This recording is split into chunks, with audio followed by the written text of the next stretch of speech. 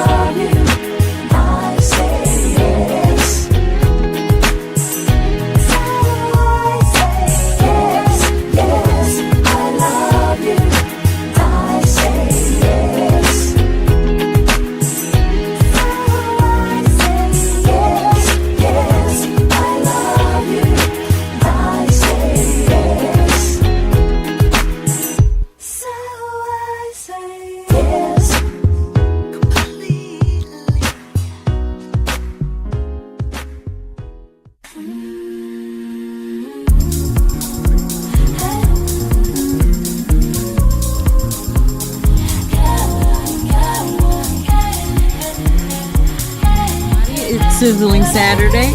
I'm your host, Gina Townsend, and we are on Reflectivity Beyond Black and White, facing our truth, working it out, and we are doing it together. I hope all of you have started off with the things you needed to get done today, the things you wanted to get done today, and maybe you're even kicking back and taking a little bit of a respite. I do have an amazing guest for us today. His name is Dr. Ted Williams.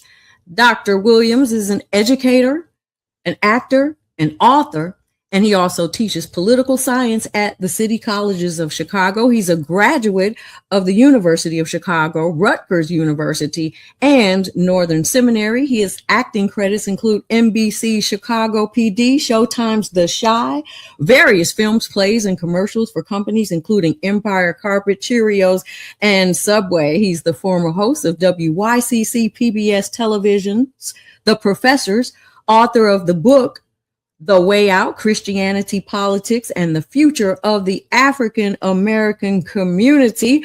And he also is the creator of a musical theater production entitled 1619, The Journey of a People. Please welcome Dr. Ted Williams. Hey, Ted. Welcome. Welcome to Sizzling Saturday and Reflectivity. How's it going? I'm fantastic. I am happy to be here. I really I'm happy that you're here as well. So tell me how your week has been, how your Saturday is going. Yeah, so life is good. I'm at that stage in life where I have 2 children in college and 1 in high school. So dropping off kids one by one to take their next step in their journey, and just trying to my wife and I trying to stay hopeful in the midst of that, because it's oftentimes bittersweet. We want them to go. We're excited about them going, but no one tells you about that life transition that happens when you spend so many years pouring into a child and then they're gone, and you ask them, hey, can you give me a call sometime? Can you check in? Because they're living their best life. And so all of us go through that. We are very blessed, though. And so just doing that and still living my life and living my dreams as I am called to do while I am here on this planet. Well, that's awesome. And congratulations. Is this 1 down and 3 to go? It is 2 down and 1 to go. Okay. So, Ted, what parting advice did you give to your son or daughter? Well, interesting on a spiritual level. This is, if you want to go there, we've kind of gone into some stuff. So both of my daughters are within an hour and a half of our home, which is a really cool blessing that worked out for us financially. But my middle daughter, who is leaving for the first time, my oldest daughter's she's going to her junior year.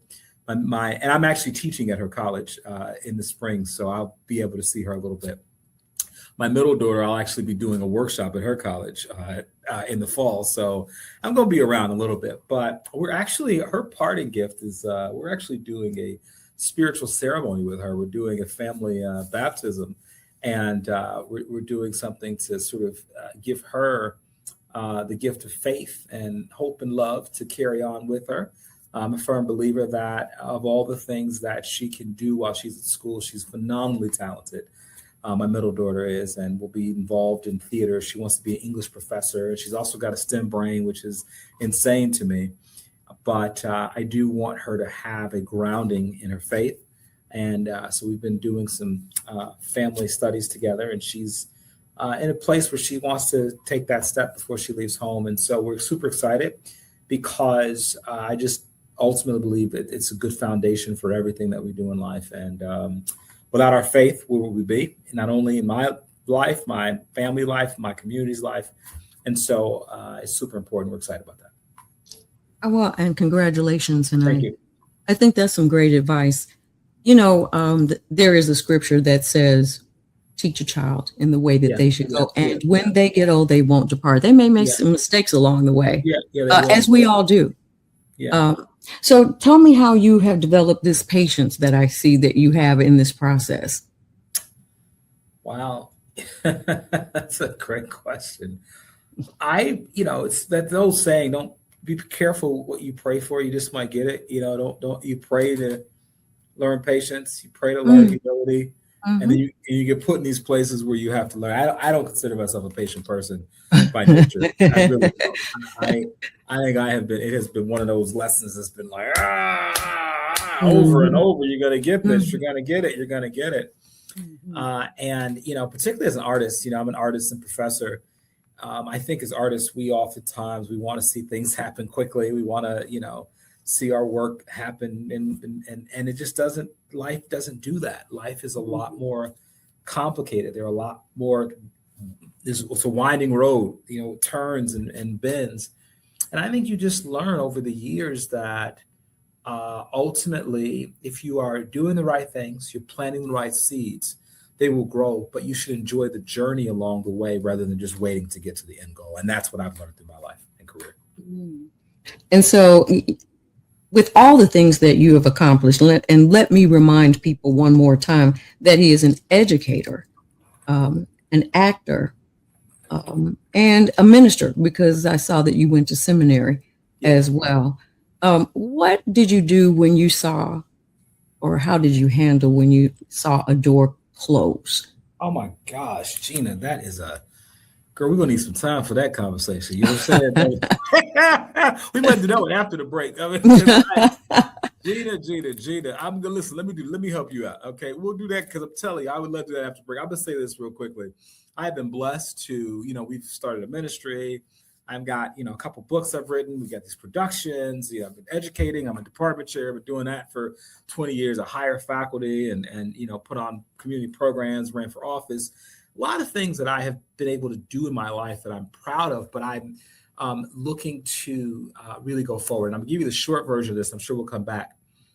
Well, let's go ahead and because I don't want anybody to miss anything that you're saying. I'm Gina Towns. We're with Ted Williams, and we are coming forward, facing our truth, working it out together on Reflectivity.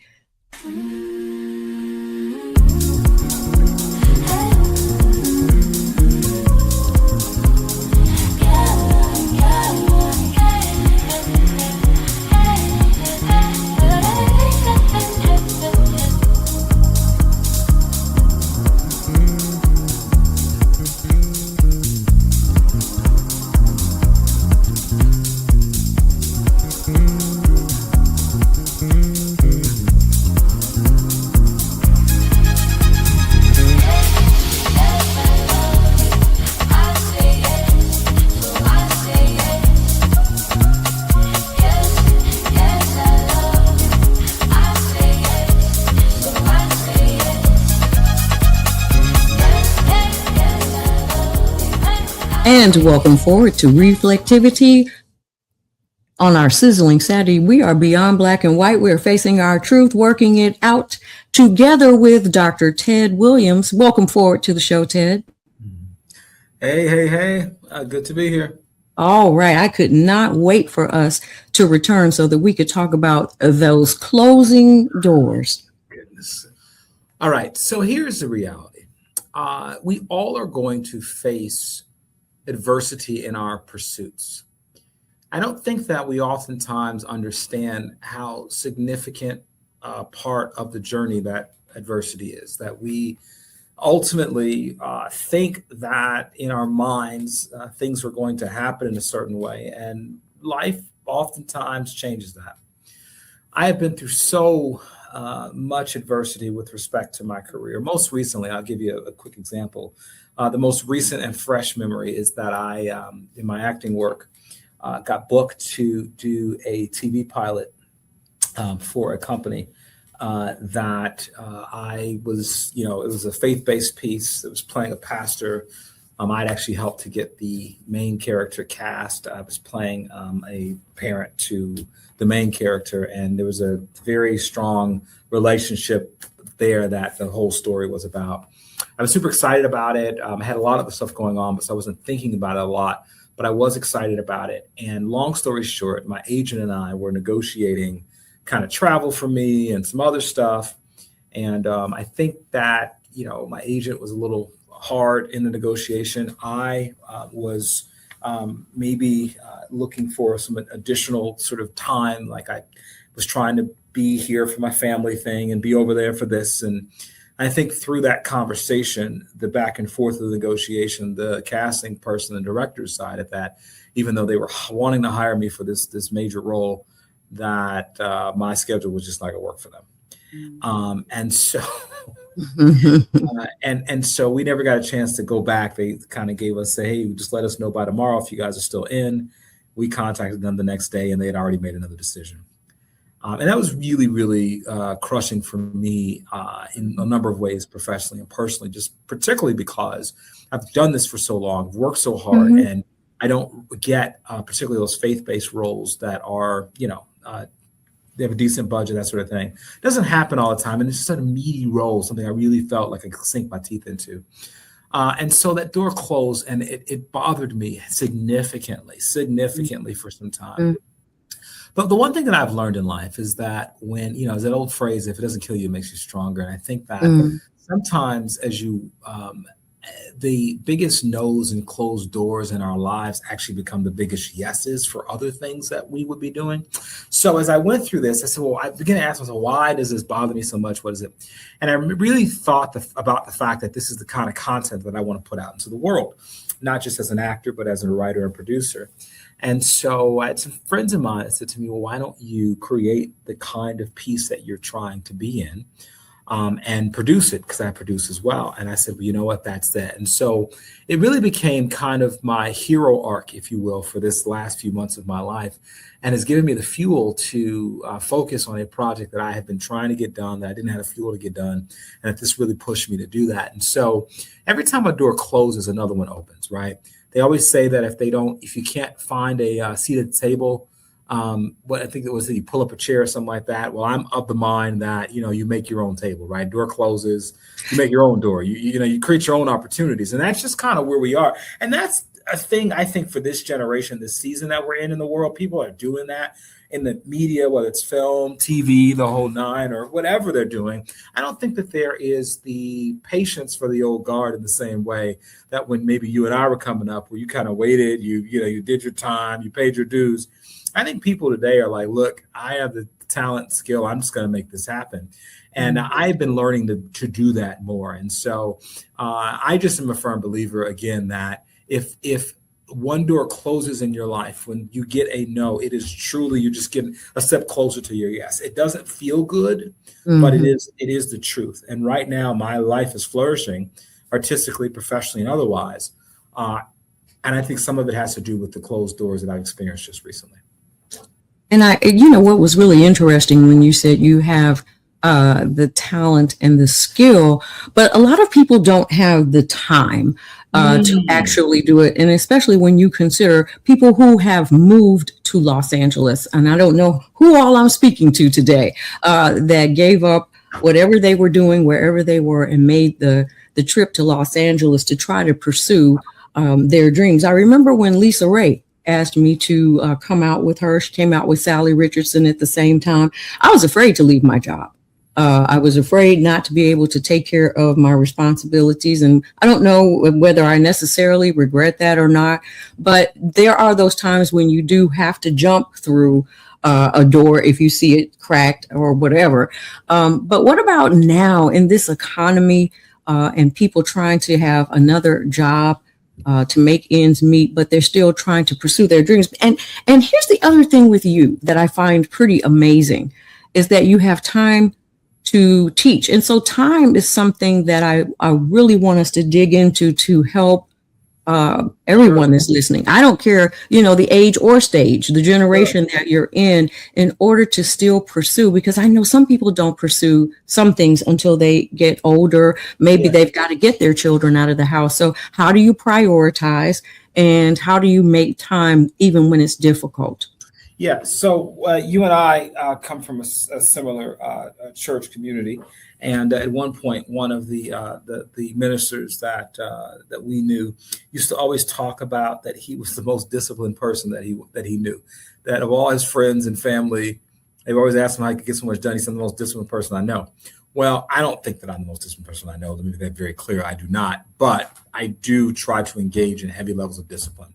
I get up very early. I get up at 5 every day. I go to the gym 5:30. I'm there. I do my workout. I'm back at 7:30. And then I'm doing my meditation and my writing for the day. And then I'm getting into emails at 8. And then at 9 o'clock, I'm taking meetings, 9:30. And then my day is gone. It's rolling, right? And I really try to make sure that I've accounted for all of my time. Not that we don't need breaks, not that we don't need the opportunity to be refreshed and create, but I realize time is such a significant resource that I don't want to waste it. I oftentimes people go, "Man, you've written plays and you've written books," and I'm like, I was just literally talking to a friend of mine earlier who writes novels. And I'm thinking, man, I've written a couple of things. It's kind of cool. And he goes, "Yeah, I literally write every day. I write 1,000 words every day," is what he said. Every day I wake up, I write 1,000 words. He goes, "There's no way I can write novels without doing that." And he goes, he said to me, he goes, "Why don't you get up and write every day for 30 minutes? At least just start there every day." And I said, "You know what? I can commit to that. I will do that." Because waiting for the inspiration to come, the inspirational birth, it just doesn't happen. A lot of artists and creative types will stay up half the night and we get inspiration, but how often does those inspirations come, right? I can't wait to be inspired to go to the gym. I can't wait to be inspired to go eat right or do something. I can't wait to be inspired to go to work. I've got to find that inspiration through my discipline. And so some days you go in the gym and you ain't really feeling it, but you did something. And it's better to be there, right? Be in the house of the Lord, as they say. It's better to be in the house of the Lord. Well, working out is a religion. I mean, a lot of things that we're talking about are a religion because you do them repeatedly. Yes, and you develop a discipline in that respect. And I think that's a very interesting thing that you bring up because, one, writing is therapeutic. I mean, sometimes if you're just writing, a lot of people keep a diary. I haven't kept a diary in God knows how long, but I thought about that. I mean, I remember when Oprah told people to keep a grateful journal or a thankful journal or something like that about things that you were grateful for. And perhaps someone did something for you and you documented and maybe you returned that later. I do think those are all very handy little skills that you can use to move forward in life. But I thought, as you were talking, I was like, this guy here is a bundle of energy. Like, where do you get your inspiration from? So faith first, right? Secondly, let me say this. I have phenomenal parents. My mother, God rest her soul, she's been gone for 5 years. My father, I'll give you a quick story. My father was, when I was a kid, was a car dealer. He grew up as a car dealer, ended up becoming a McDonald's operator. He owned 2 McDonald's before he retired. He met my mother when she walked into a car dealership trying to buy a car. She was trying to buy a manual stick shift. She didn't know how to drive it. He was such a good salesman. He sold her a car she didn't know how to drive and agreed for her to take lessons from him. And that's how cute is that? Exactly. That's a man with a plan right there. That's okay. Now I get it. A man with a plan, right? And I was born. I was born 9 months later, right? And so my father was a salesman at heart. He was in college, played football, dropped out of school, went to buy a car, and he negotiated so well the salesman hired him on the spot. So what I see is I come from, and this is the beauty of our community. We don't often talk about how phenomenal the people that we come from are. And I have to pay homage to them and my grandparents as well, who laid the foundation for them to be able to do this work. So I felt, Gina, there was nothing, what else was I supposed to do, right? My father moved us to an exclusive community country club community when I was 12 years old with an indoor pool. And I went to private school, and I was one of the only Black kids there. So I was like, everybody knows me. I may as well run for class president. I won twice. And my mother was working at the University of Notre Dame. And whenever I would go, Mom, I'm not sure if I'm going to college, because I want to go be an actor. She goes, you're going to be an actor and you're going to go to college. I mean, I finished my first degree. She goes, well, what's up with the next one? I said, Mom, I'm tired. Go get another degree. Finished my second degree. She goes, what are you doing? I said, Mom, I'm working on plays. She said, you can work on plays and you can go get a third degree. And I went and got a third degree. And so what happens is that we are a product of the people that have poured into us. And I'm so honored to be able to share about them because they mean so much to me and everything they've done. And so I had no choice. So when I look at my life, my own children, I say, you guys, it's not that it's about being busy. It's about using the gift of life to the fullest that we have here. And I believe a lot of it has to do with outward accomplishments, but I believe a lot of what we do on this earth has to do with how we treat people as well. And I learned that along the way from my mom, my dad as well, that it's not just about having a lot of titles. It's about everywhere you work. Do the janitors feel respected by you? Do the CEO feel respected by you? Everyone should. And that is who I learned to be. And what else can I do when you come from people that push you in that way? And I know a lot of people feel that when you walk in the room, there is a bright light that's shining and people are attracted to that light. When we come forward, I do want to follow up on something, that you've said here with regard to that family lineage. I think that it's such a catch-22, especially in the African-American community. For people who have both parents in the house, who have a strong family unit that they can, draw from, that they can push together. And I think about certain communities. I see people, in Georgia. I mean, certain communities will move to the United States and they will be 10 deep in the house. Yeah. They've got the grandparents, the, auntie and uncle, great auntie and uncle, and they all work together to buy house after house after house so that they can all live in. But we have not been really afforded, that type of opportunity and generational wealth like that. And so when we come forward, I do want to discuss how you are mentoring your students to be able to walk in the steps that you've walked, because sometimes if you don't have it at home, it's going to be an instructor. It's going to be someone who is leading you, in a church environment or social organization environment. Thank you so much for sharing what you shared. I'm Gina Towns. We are doing Reflectivity Beyond Black and White. When we come forward, we will continue our conversation with Dr. Ted Williams.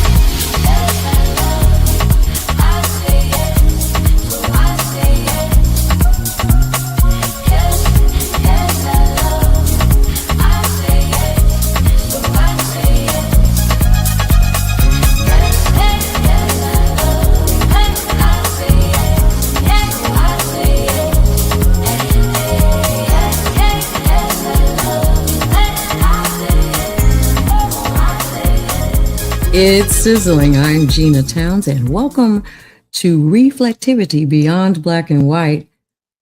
It's a sizzling Saturday in Los Angeles and across the country. I do want to take a moment to pause and pray for a lot of the people across the country and around the world who have experienced some sort of weather event that has pretty much interrupted their entire lives. Certainly, there have been tornadoes and earthquakes around the world. So I don't want to forget to think about others as we are reflecting. In our conversation today, I am joined by Dr. Ted Williams. Ted, thank you for joining us, and come on forward, Ted. Hey, Ted. All right. Hey. I took a moment in just to remember all of the people who are displaced, if you will, and certainly in Los Angeles, the community is not unfamiliar when weather events happen.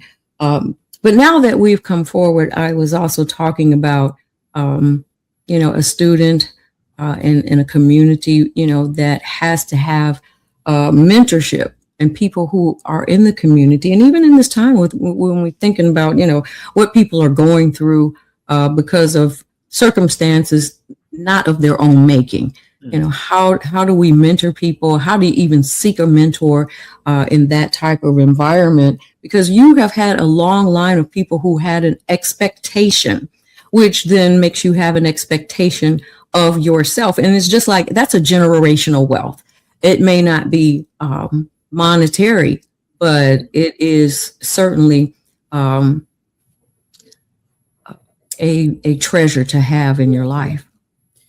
I was just talking to someone that I respect very highly, someone as well. We had a conversation, and they're pretty accomplished in their lives. And we were just sort of talking about career. And I'm, at the stage where, I don't know, I'm not, planning to stop doing stuff anytime soon. But, I do have enough behind me that I can look back and see some things, on the road. And I was talking to them about some ambitions, and they started talking to me about the thousands literally of students that I've mentored in my time working in the college space, community college space, university space as well. And those who've gone on to do phenomenal things, and those who've gone on to do average things that were still phenomenal for them and for their community and their people. And I realized that after that, there is nothing more fulfilling than knowing that you have had an impact on someone else's life. Mm-hmm. There's no amount of money. There's no amount of titles or accomplishments. And sometimes in our society, we don't see that as the goal. We don't see impact as the goal. And yet when we're gone from this place, which we all have a date to leave, what we have done in the spiritual realm and other people's lives and bearing fruit in the lives of other people, that's all that we have at the end of the day. Mm-hmm.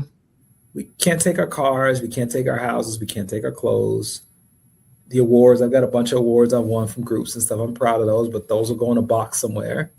Maybe my kids will put them up somewhere for a while. Or maybe they won't. I'm just saying. Or maybe they won't, Gina. Mm-hmm. Come on, Gina, you got to help me. I was being hopeful, but you're right, because I have I have a deceased parent, and I've got some of her stuff up, and some of her stuff is in a box. So there you go. I try to tell people, don't keep all this stuff in your house thinking your kids want it. They don't even want the stuff that you're keeping. They're sippy cups. Stop playing with me right now. They're 27 years old. Why do you have a sippy cup in your cupboard? Exactly. So I just, I'm convinced that when we can bear fruit in other people's lives, I think about, we've talked often about Reverend Jackson and Dr. King and people like that who have laid out a path, and then what they did was multiplied in the lives of children and grandchildren and mentees, and that, Gina, is what it comes down to for me. And and that's real wealth. Mm-hmm. That's real wealth. That's one of those things that I think that we can stick into our reflectivity beyond black and white box, because you have to be selfless in order to arrive at that conclusion. at the end of the day, if you are placing value on what you have left or given to someone else, that means you've operated in your life with an open hand, not a closed fist. And in that respect, people can put something else in it. If you're walking around with your fist closed all the time and you're just about yourself, you really probably do not enjoy all of what life has to offer for you. Whereas when your hand is open, you can give and you can also receive. So certainly I applaud you in that. And that's one of those man in the mirror moments for all of us, because what you said too was, well, I've gotten to a point in my life. Well, what is the point, that we get to where we feel like we've accomplished enough, or we've done enough, we've given enough, we've encouraged enough. And I tell my mom so many times as she got older, and I know she was surprised because all of the people, her brothers and sisters and whatnot, had passed in their 80s. And so by the time she got to 92, 93, 94, and she'd get mad with me because I didn't let her drive anymore, she'd say, well, you won't have to worry about it when I'm gone and I don't have that much longer. I'm like, you don't know what you have. But, so we do have to consider, how much we can still give, even when we think the time is up. And that's, we can't close that door. No, we can't. And I think saying yes to people within limit and being open to experiences, it has been fundamentally life altering for me. When we allow ourselves to engage and give to other people, we really are blessed. I think I don't know that we understand that enough. We really are blessed more, right? By generosity. The scriptures teach that a generous man will prosper. He who refreshes others will himself be refreshed. And so I am literally, I walk around when I'm teaching like a kid in a candy store, because the energy that I get back from these students, it's worth $1 million. And so, and I found so many people that are in my field, in the political space or the artistic space, who've come back at the end of their careers, like begging to get in the classroom, begging to be able to take all of their experiences and share them with someone that can use them. What a privilege. Absolutely. What a privilege. It is a privilege. And I'm really happy that you have been able to knit all of these things together. I think sometimes in our lives, we have to be able to take all of the things and get ourselves a little bit of yarn and some needles and put them together so that we see our own quilt and certainly encourage ourselves. I have a word about that, Gina, if we got a second. If not, let me know. But I got a word go about ahead. that. I've spent my life knitting that quilt, right? It is so important that we, the Greeks say that one of the greatest things you can do is to know thyself. And so when you spend time developing who you are and figuring it out, it comes together. I have come with my own mission statement in my life. I'm an educator, right, who utilizes the arts to educate and transform communities. I understand what my purpose is, and many people may look and go, oh, well, you do this, you do that, you do this. No. I do one thing. It's a tree with branches. And so I've been able to help my students and my children to understand what is your tree, what are your roots, and what are your branches. And that, I think, helps us to have a sane, effective, productive, and fruitful life. And you certainly have that. We're going to find out a little bit more when we come forward. We'll be facing our truth together on Reflectivity. I'm your host, Gina Townsend.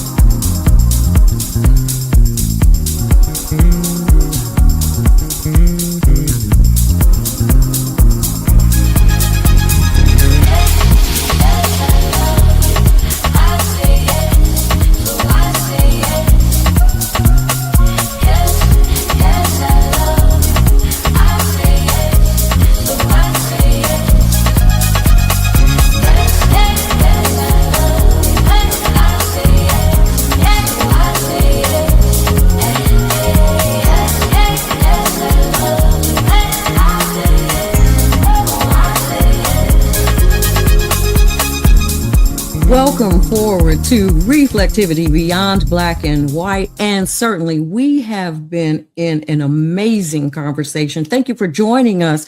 Dr. Ted Williams has been our guest. Welcome back, Ted. Ted, we are facing our truth today. We're working it out together. And thank you for the help that you have been giving us as we've been doing that. We talked about all of the things that you've done and the inspiration that you've been inside of the classroom, inside of the theater, and certainly for the people that are around you. But I note that you also take this spirit and your skill set to the community. And that's why we start with Reflectivity, that man in the mirror, so that you're whole. You can do what you need to do at home with your family, and then you take that out in the community. And I noticed that you are part of the Illinois Reparations Commission. Tell me a little bit about reparations in Illinois, because I hear people talking about reparations. I have my own thought about receiving a $25,000 check and what that might mean for our community, and if that's part of the greater good for our community, because I think that when you add it up, it's certainly more of a reparation that is required than $25,000. And I know this is a conversation that goes on, off, and on all over the country. In Los Angeles, certainly there has been that conversation about the fires in Altadena. And a lot of people have a lot of different thoughts about reparations. Tell me your involvement and how you got to that space. Yeah, so I did not start off as a reparations proponent. I started off as someone wanting to figure out how we affect change in our communities. And for me, all roads ended up leading to this space. Now, if I may expand the scope of the conversation just slightly, because I think it actually helps people when you talk about these political issues to talk about these things with different language. And so the term I would like to put on the table as we discuss this is the term reparative justice. That's much better, isn't it? Yeah, it is reparative justice. Now, we can have that conversation. And now, Gina, we've opened this up completely. We've moved beyond a $25,000 check. That's correct. We have moved to the question of what do we need to do in this society to affect justice for those who have been denied it for so long? What do we need to do to repair the agreed upon, very clear, non-controversial fact that we went through 250 years of slavery in this country, 100 years of Jim Crow segregation, redlining, discrimination in housing, education, healthcare, you name it. I mean, I can't imagine that anybody with any sense could argue that the damage has been ubiquitous, right, with respect to racial injustice in this country, particularly towards African Americans. So now, whether you have a thought about what we should do about it or not is a whole other story. But even the most conservative folks who could care less about civil rights and like that can at least acknowledge, man, this is a messed up situation that folks have been through. So we can at least agree on that. And now what do we talk about? How do we repair? What do we do? The wealth gap in this country is growing. Okay, African Americans have 1/10 the wealth of our European American counterparts, 1/10 the wealth. And most economists have suggested that if we do nothing, it would take over 200 years to actually move us towards closing this gap. Over 200 years, right? So we have 200 years to wait to have full equality. That's the real question. And so the United States government in 1865 recognized, in terms of freeing the 4 million enslaved Africans who had just come through we finished the Civil War, we're moving forward, 1865, 1877, the Reconstruction era. They said, what should we do? What should we do to help to bring some level of economic stability to these folks? Freedom without the freedom to eat is not true freedom, okay? Freedom on paper without economic viability is not true freedom. So Abraham Lincoln recognized we had to have reparations and repair.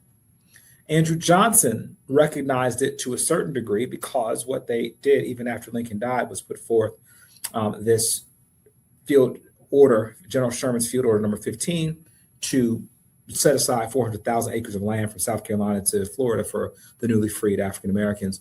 Johnson allowed it to be rolled up because he had no commitment to it. But even there, it was okay, we'll do this. And 6 months later, it all dried up when the southern states were upset about it. So we have an uncashed check in this country. We have an unfulfilled commitment to equality to African Americans. How we get there, Gina, I am completely, in many ways, I am flexible. I am open with how we get there.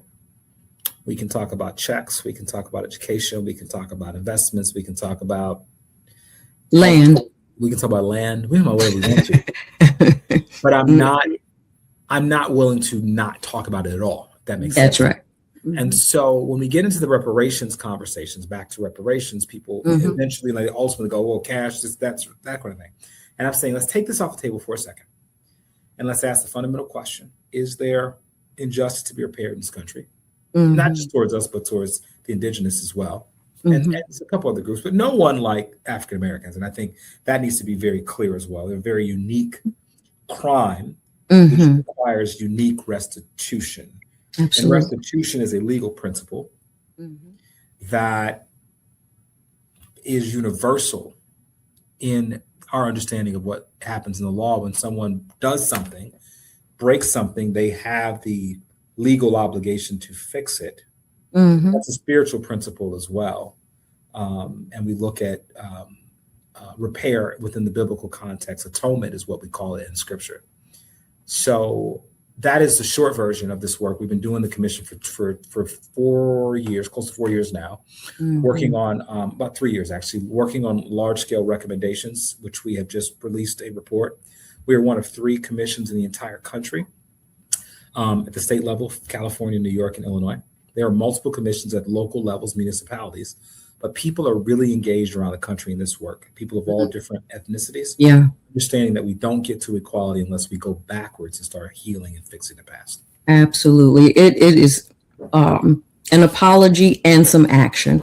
I have really, really enjoyed this conversation. I know we could really expand upon this particular topic, and maybe when you return at some point and come back on Reflectivity, we will absolutely do that.